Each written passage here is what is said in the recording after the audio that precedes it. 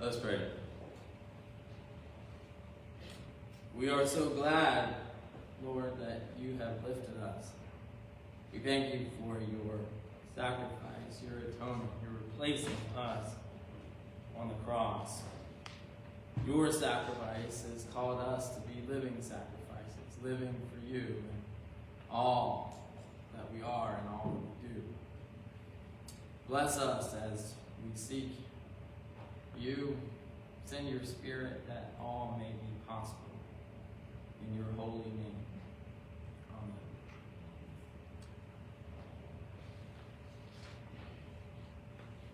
Again, Romans 12.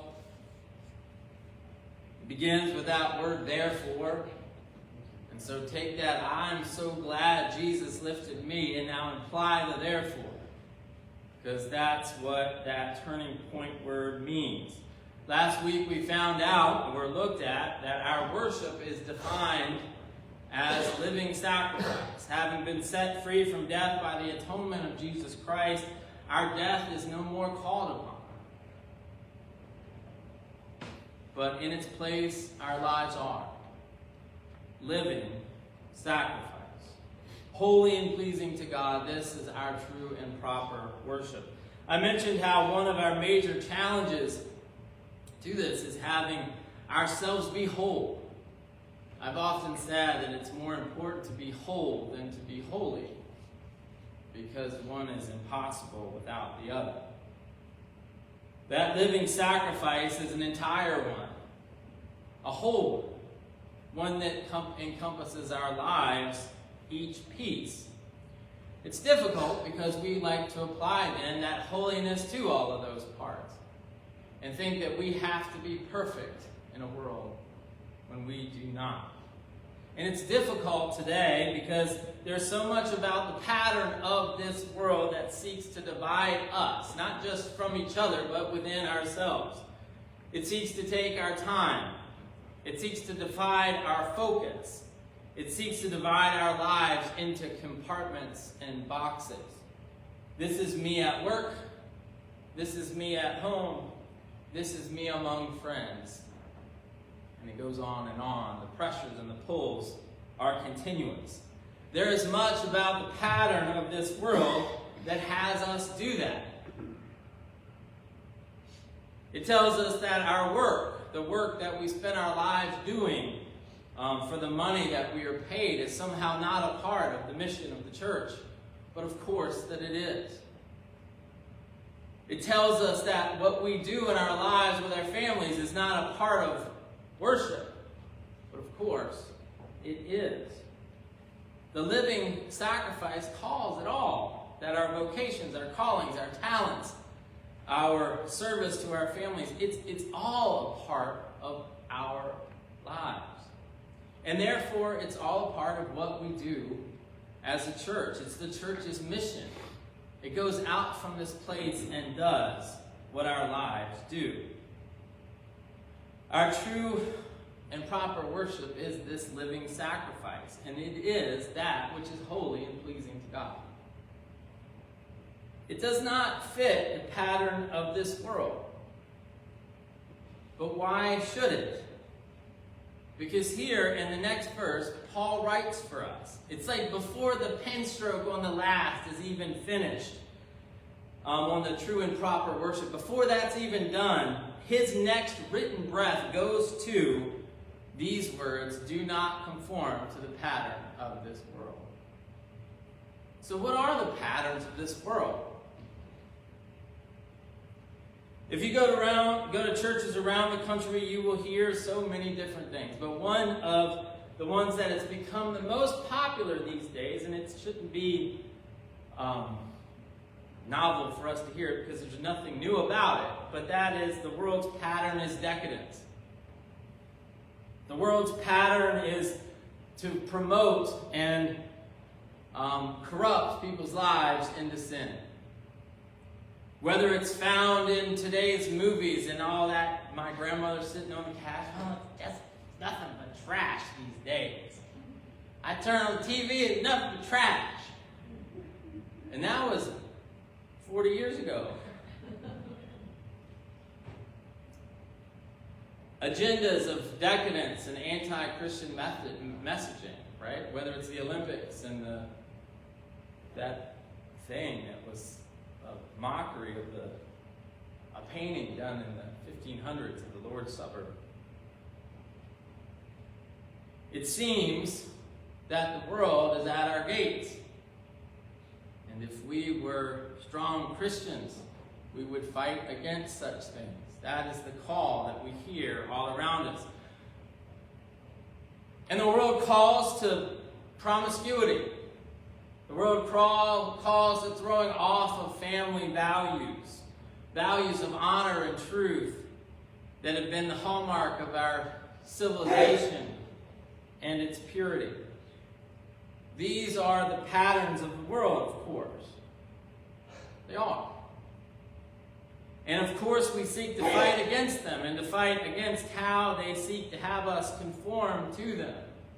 The choir's rousing anthem about the power of your name and going out and fighting against injustice in the world and everything about it. It's true that this is the battle we fight. But it's not the whole story. And we cannot forget that one of the patterns of this world that it seeks to get us to conform to is the patterns of division and blame. The patterns of pointing fingers.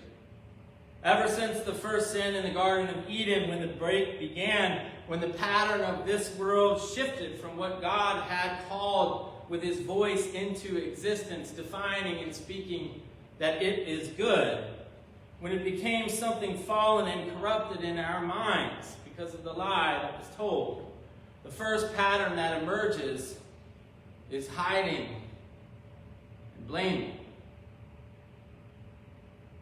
Conforming to that pattern, we could find ourselves hiding in church and seeking to blame the world and everyone in it, apart from ourselves.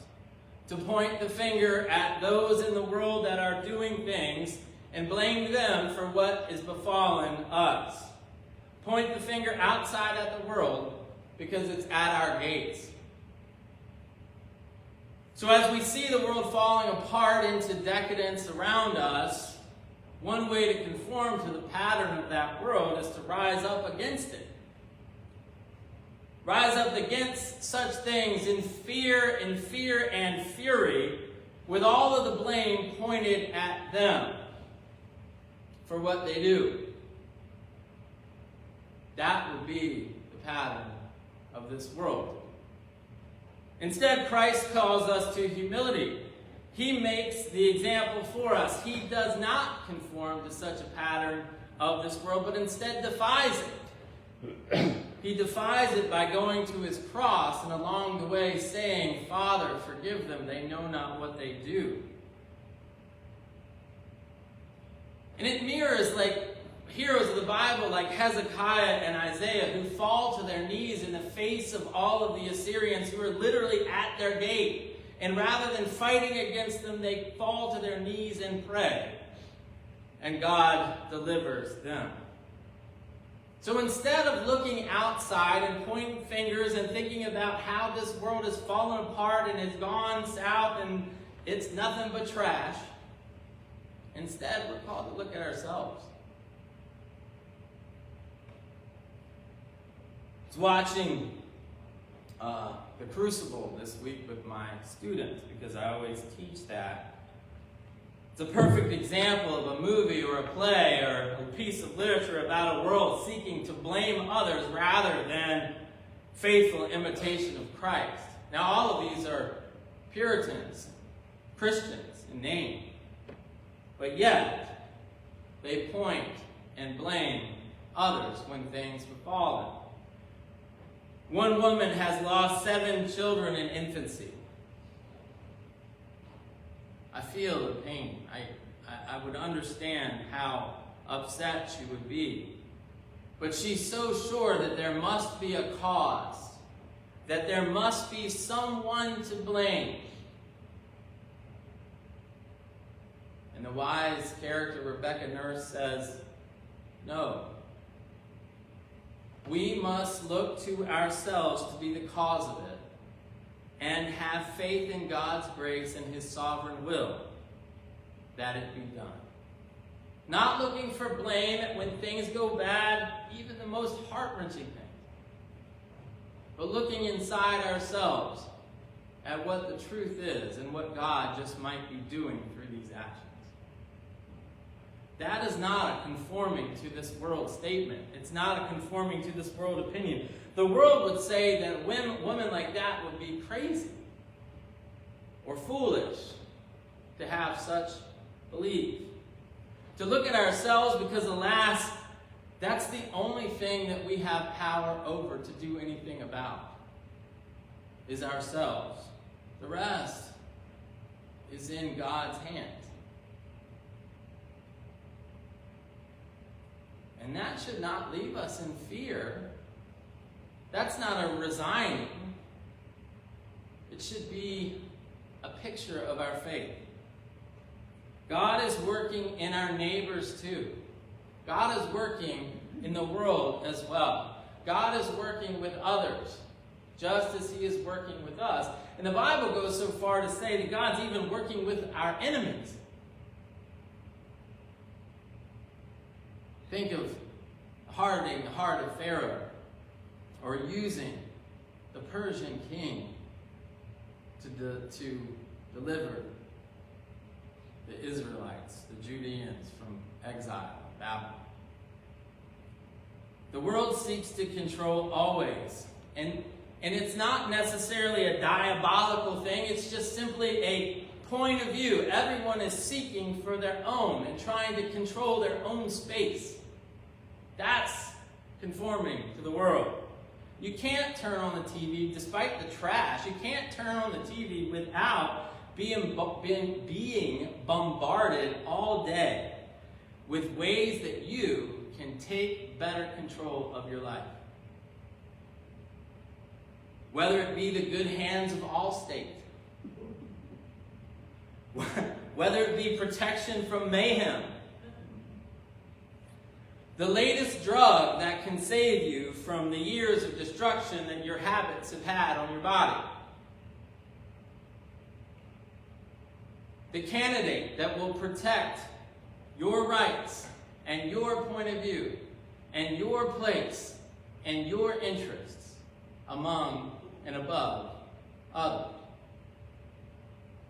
Control. That is the latest thing to make you safe. Again, it is fear that the world peddles in. This is the world and the conforming to the world.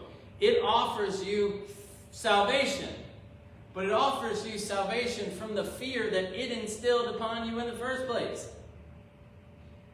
Not true salvation. Such is the pattern of this world. Again, what is our pattern?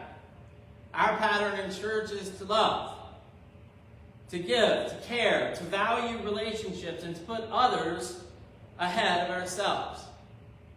Me and my classes have been defining love again in class. One of those things that I like to do at the beginning of the year too. And I hoped, because I recorded this video last Friday in class, about 45 minutes long of class, me singing and talking with my students about love. And I got it down to 8 minutes, and it was supposed to be shared on Wednesday on Southampton's thing, and it somehow got messed up.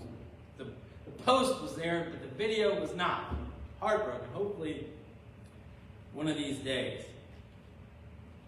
My students ask me, they like to ask me, because my whole point of the idea of talking about love in this way is because it's infinite and can't be defined, and therefore we need to use figurative language to get at it. It's the English part of it. But then there's also the faith and the call to action part. My students ask me, okay, Mr. Atkinson, what do you think love is? And I say it is giving of yourself completely for something or someone else. Completely. Does that sound familiar? Living sacrifice, right? That's the definition of love that I would give. But then I played for them last. We were building up all of this. Played for them last this Jewel song called I Will Not Walk Away, or I Won't Walk Away. And the chorus gets at it. The chorus goes like this: wrong or right, be mine tonight, harsh world be damned, we'll make a stand. Love can bind, but mine is blind, others stray, but I won't walk away. And I told them that gets at the definition. That's the second best definition. That one that says, my relationship with you is so important that the world and the craziness in it, because it certainly is, takes a second place, and you and I are bounded together, fighting in this world. And I won't walk away. It's not binding, but it's a promise that I will be there. The world walks away, the world abandons, the world strays, usually because of fear. Then they asked me my definition of lust, too, because I was saying those things were different. And lust, by the way, is when you seek to own, when you seek to have, when you seek to control. See the difference? One sets free, the other one grasps tightly. One is the pattern of God, the other one is the pattern of this world. Love is the opposite. It builds up the other. It does not bind them. It believes that they have what they have to give is the most important thing in God's world. Love is about putting relationships first over everything else. Not things, not ideas, not concepts, not relationship, instead of your own way and your own grasping hands. The world doesn't work that way. The world seeks you to be part of their team, to put on your jersey, right or left, Republican, Democrat, this church, that church, this school, that school, this idea, that idea. The world seeks you for its team. But your worth is quantified or owned, wielded for power or money. You are used. You become a cog in the world's wheel. You become a widget for their production. You become a statistic. And we see a lot of statistics in the world, right? Numerical patterns that are supposed to somehow reveal truth. But we all know that statistics can be manipulated to show whatever it is that the person wants to show. What's the old saying? There are lies, darn lies, and then there's statistics. Can you quantify anything of real value? Can you put a number on anything of real value? The world says yes, but we're not to conform to the world. When I was at Blue Ridge, they had this expert come to teach to us at a faculty meeting about character education, something that we prized ourselves as doing every day. And she came in there, God bless her heart, she was not ready for the onslaught that she got. And I feel bad because I led that charge. But she was talking about the ways that we can quantify the character that we were teaching. And I said, if we can quantify it, then we're no longer teaching character anymore. We're teaching something else. But it's not character, because it's different for all of us. I heard a beautiful claim made by RFK Jr. about the environment this week. It was on Tucker Carlson's interview that he gave. It dropped right after RFK Jr. dropped out of the race. He said, the problem with environmentalism today is that everything's being limited and seen by the idea of the carbon footprint. And that's the idea that it can be a quantifiable thing.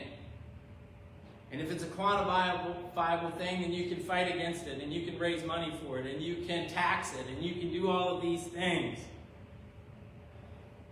He said, but that's a destruction of the real reason that we fight for the environment. He said, we protect the environment because a spiritual connection that we have to it. A love for the environment, for God's creation, a connection to the birds and the fish and the whales and all of that. That's the true reason, not anything about quantifiable things. Do you hear what he's saying? It's like it's not about numbers. It's that, because the numbers, that's the pattern of this world.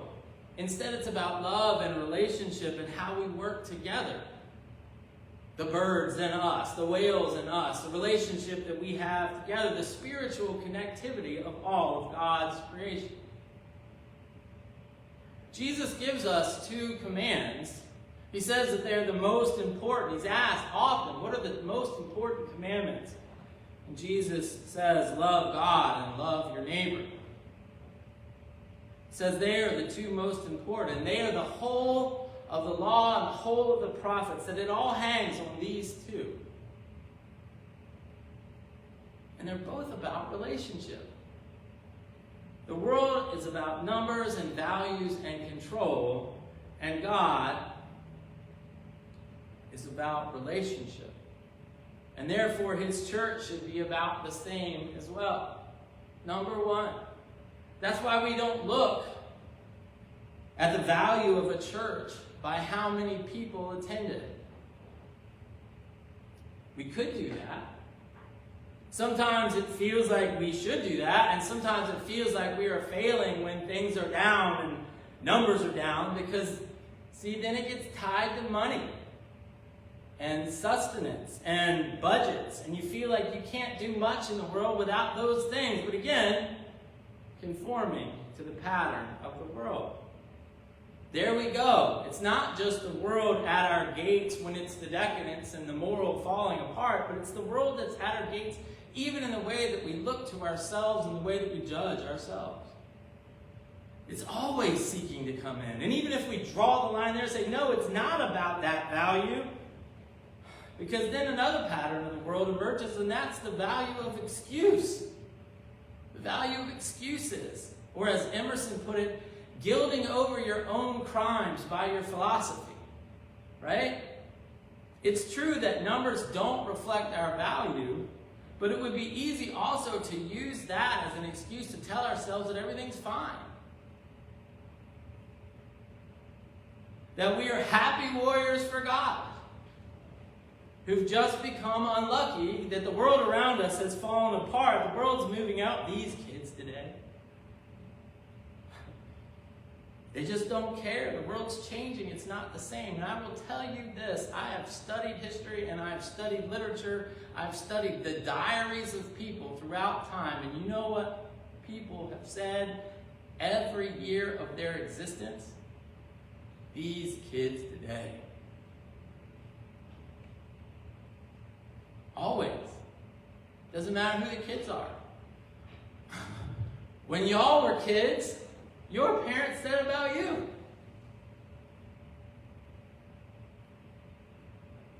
But the problem with that is like it's always changing. The way that the world works, the way that the world works to form and corrupt, has always been changing. There's nothing new under the sun. It creeps in, the fear, that sense of doom and gloom, that sense of, well, it just isn't working out, you know? Who says? God's promises are clear, and his love is unchanging. He always shows up. Do we see it like that? Do we see it like the fact that God always shows up and our promises are true? Or have we been, again, the victim to the world at our gates, saying that that's not the case? Because the world values things. It always has, it always will. It values deeds. It always has, it always will. It's about earning a place, earning your place in this world.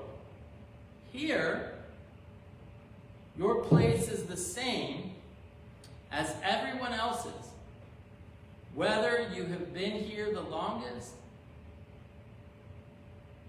whether you are the oldest, whether you've done more or less, whether you're the minister, your place here and my place here, all of our places here is the same, because Christ paid the same price for each of us. And nothing you could ever do or be could matter more than that. So take the razor out, right? Take the razor out and think about whether you have yourself conformed to the patterns of this world and whether you have acted in fear. I have. Whether you have protected things and stuff rather than building relationships. Whether you have judged things by their numbers. Whether you have ever felt yourself more important than another church member for any reason. Whether you have, through your own blind spots, worked to turn someone away from the church.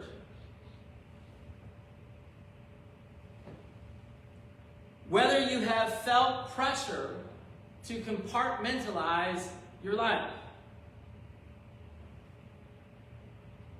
Whether you have done anything to break covenant with someone else.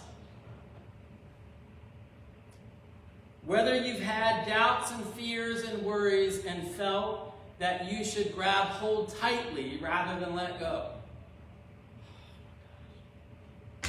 If this is you, as it is me, we have conformed to the patterns of this world. We are human. We are sinners. We are broken. We are part of the problem. Each one of you, like all of us,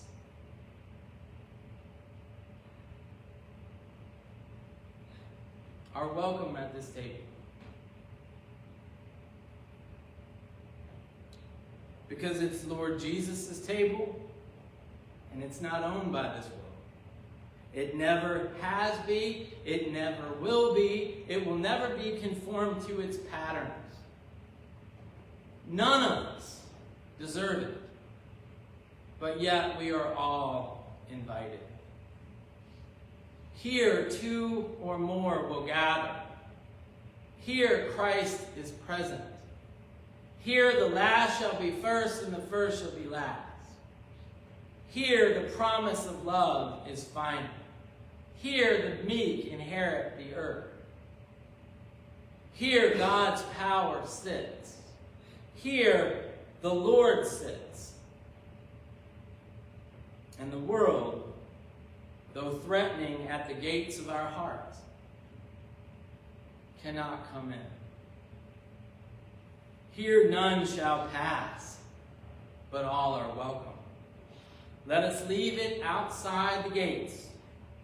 Let us leave all of that behind and come in wholeness and in peace into the loving arms of our Savior, Jesus Christ.